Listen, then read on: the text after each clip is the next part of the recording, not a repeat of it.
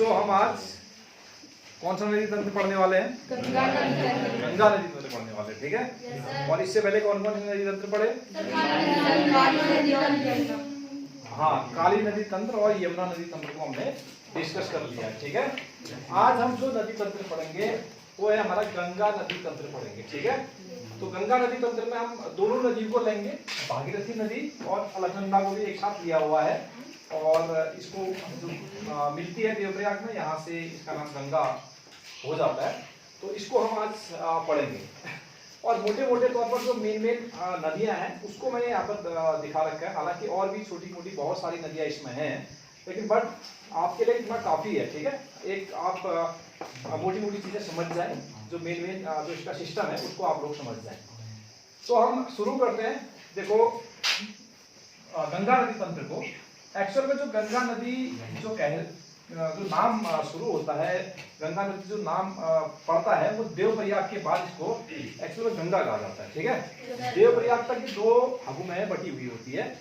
एक धारा इसकी, एक नदी जो आती है वो भागीरथी, एक नदी ये आ रही है, और दूसरी नदी आ रही है अलकनंदा नदी, ठीक है। इन दोनों का संगम देवप्रयाग में, और यहाँ से फिर ये गंगा कहलाती है, ठीक। और गंगा की जो लंबाई है बच्चों, उत्तराखंड में इसकी जो लंबाई है ना 96 किलोमीटर है मात्र।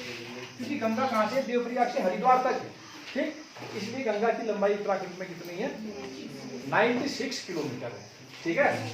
और इसकी लंबाई यानी कि कौन सी? भागीरथी, इसकी लंबाई जो है वो 205 किलोमीटर है। और इसकी लंबाई, अलकनंदा की जो लंबाई है वो है 195 किलोमीटर, ठीक। तो ठीक है।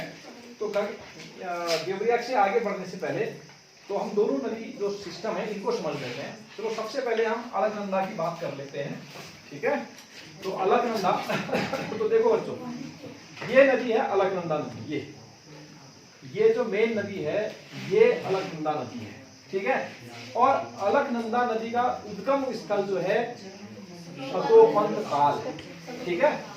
शतोपंत ताल है।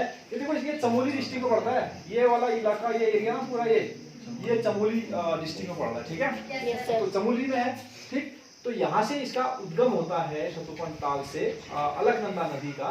और आप इसमें कुछ आगे जाएंगे तो उसमें एक नदी और मिलती है, उसका नाम है सरस्वती। और इन दोनों के जो संगम है इनका, उसके संगम को केशव प्रयाग बोला जाता है, ठीक है। केशव प्रयाग बोला जाता है। और सरस्वती नदी में एक पुल भी है, उस पुल का नाम भीम पुल है, ठीक है, इसी नदी पर। अब जब इधर ध्यान देंगे सारे बच्चे, ठीक है। आपका फोकस यहाँ पर होना चाहिए, ठीक। तो इससे आगे जब आप बढ़ोगे तो बद्रीनाथ धाम आपको मिलेगा, ठीक है। तो बद्रीनाथ में भी एक नदी मिलती है जिसको ऋषि गंगा बोला जाता है।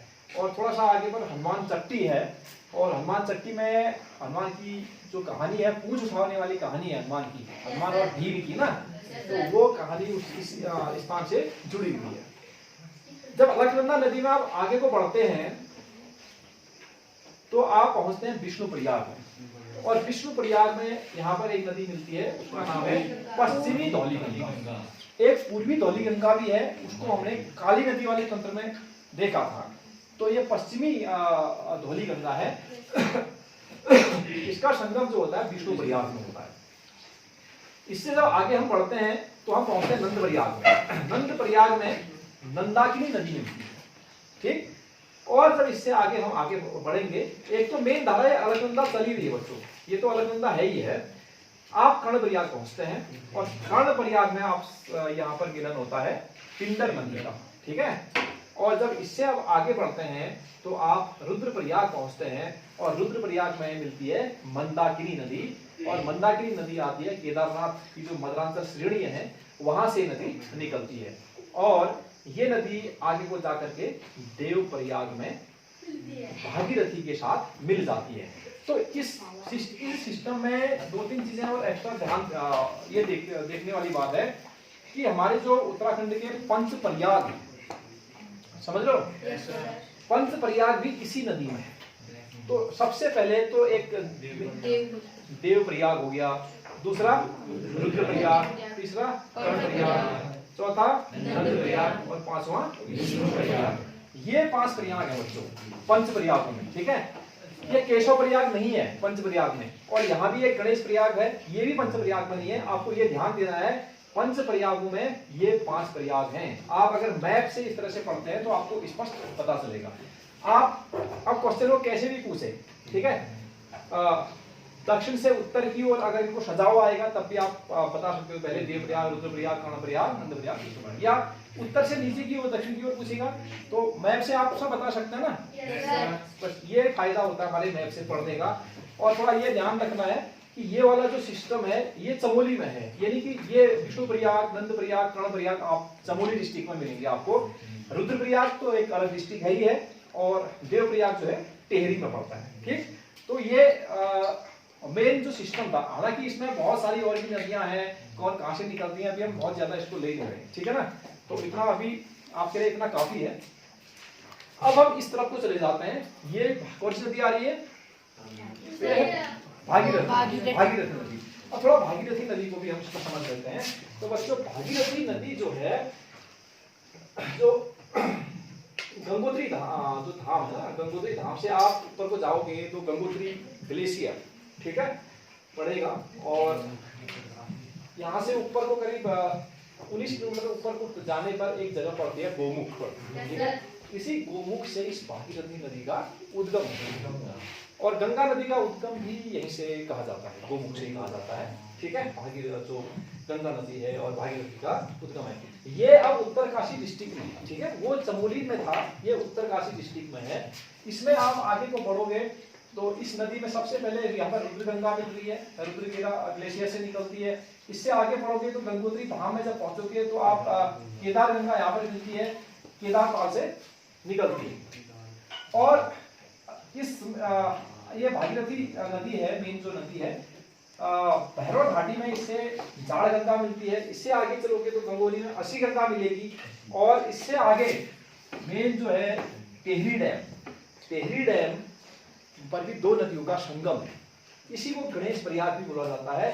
एक तो ये भागीरथी नदी का भागीरथी नदी आती है, और दूसरी जो है ये खतलिंग ग्लेशियर से निकल करके भिलंगना नदी आती है। तो अगर आपसे कोई पूछे तो गणेश प्रयाग में किन 2 नदियों का संगम है? भिलंगना और भागीरथी का, ठीक है। भिलंगना और भागीरथी का संगम यहाँ पर है गणेश प्रयाग में, टेहरी डैम में। और इससे आगे जब ये भागीरथी नदी आगे को चलती है तो ये देवप्रयाग में पहुंच जाती है, और देवप्रयाग में अलकनंदा से इसका संगम हो जाता है। और यहाँ से दोनों नदियां मिल करके अब गंगा के नाम से आगे को बहती हैं। और इन नदियों को इसको सास बहू कहा जाता है। ये नदी सास के नाम से जानी जाती है भागीरथी, और अलकनंदा नदी को इसकी बहू कहा जाता है। तो सास बहू के नाम से इन नदियों को जाना जाता है। और यहाँ से अब ये नदी आगे को बह रही है, गंगा अब बह रही है आगे को। तो एक फूलचट्टी नामक स्थान पर नयार नदी निकलती है, ठीक है। पूर्वी नयार, पश्चिमी नयार, तो दूधातोली की जो पर्वत श्रेणियां हैं उस तरफ से नदियां निकलती हैं। और इससे आगे ऋषिकेश में चंद्रभागा नदी इससे मिलती है। थोड़ा सा आगे जाएंगे तो रायवाला में सोम नदी इससे मिलेगी, और उसके बाद ये नदी हरिद्वार में पहुंच जाती है, ठीक है। और हरिद्वार में हर की पैड़ी है, ठीक, वहां जाएंगे आपको। हर की पैड़ी एक जगह है, और वहां पर से एक उसके पास से ऊपरी गंगा नहर निकाली गई है, और एक भाग उसका इस तरफ को चले जाता है, ठीक, यूपी बिजनौर की तरफ, एक इस तरफ से। और यहाँ से ये नदी फिर उत्तर प्रदेश में प्रवेश कर जाती है हरिद्वार के बाद, ठीक है। तो थोड़ा सा इससे तो ये अब यूपी में जाएगी। यूपी में जो हमने यमुना नदी पढ़ा था वो इससे मिलेगी, ठीक है।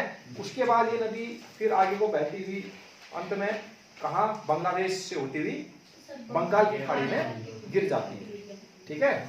तो ये उत्तराखंड में हम अभी पढ़ रहे हैं, तो हमको ज्यादा पढ़ने की आवश्यकता है नहीं। तो मेन जो गंगा नदी का सिस्टम था उत्तराखंड में, ये है एक मोटा मोटा आइडिया इसका, ठीक है।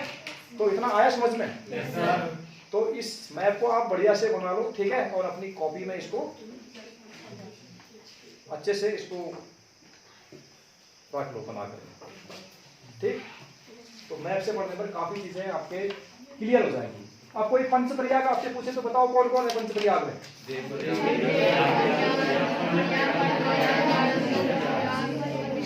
विष्णु प्रयाग, ये 1 2 3 4 5 ये पंच प्रयाग, ठीक है।